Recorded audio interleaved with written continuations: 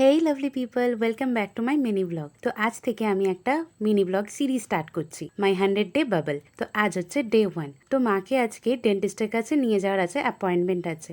তো মায়ের মোলারগুলোতে অনেকগুলোতে ক্যাভিটি হয়ে গেছে, আর গামেতেও প্রবলেম হচ্ছে, লাইক সোয়েলিং অ্যান্ড ইনফেকশন টাইপের। তো এর আগে দেখিয়েছি, ডক্টর বললেন যে ওগুলোকে রিমুভ করার দরকার নেই, জাস্ট ফিলিং করালেই হয়ে যাবে। তো আমি আর মা আজকে রেডি হয়ে সেখানেই যাচ্ছি। তো মা আর আমি টুইনিং করেছি, এই দুটো কুর্তি আমরা একসাথেই কিনেছিলাম। আমি আজকে মাকে স্কুটি করে নিয়ে যাচ্ছি। তো আমরা যখন ডেন্টিস্টের কাছে পৌঁছালাম, ডেন্টিস্ট এসে পৌঁছাননি।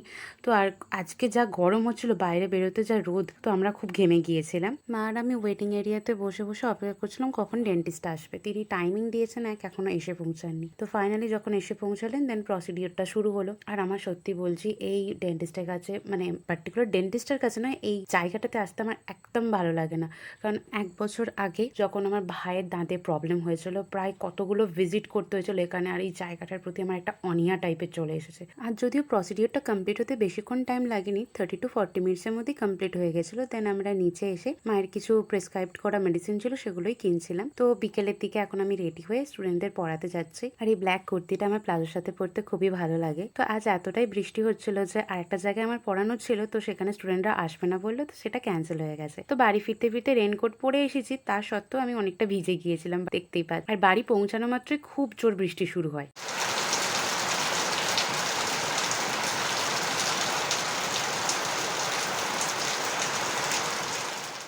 স্কুটিটাও পুরো ভিজে গিয়েছিল, তাই আমি ফ্রেশ হয়ে নিয়ে স্কুটিটাই পরিষ্কার করে মুছছিলাম। দেন মাকে বললাম, বৃষ্টি হচ্ছে, তাহলে তুমি একটু চা আর পকোড়া বানাও না। মা বললো, বেসন তো নেই, আর এখন বৃষ্টি হচ্ছে, দোকানেই বা কে যাবে। তো তাই মা আর ওই ব্যাট পাপড় হয় না, সেইগুলো ভাজছিল। তো দেখে তো খুব ভালো লাগছিল, কি সুন্দর ফুলছে। আমি অনেকদিন যদি এই পাপড়টা খাইনি, আমার খেতে তো ইচ্ছা করছিল, কি আর করা যাবে, শুধু দেখেই পুষিয়ে নিলাম। ফাইনালি আমি লোভ সামলাতে না পেরে একটা পাপড় খেয়েই নিয়েছিলাম। So that's it, see you in the next blog. Till then, bye by.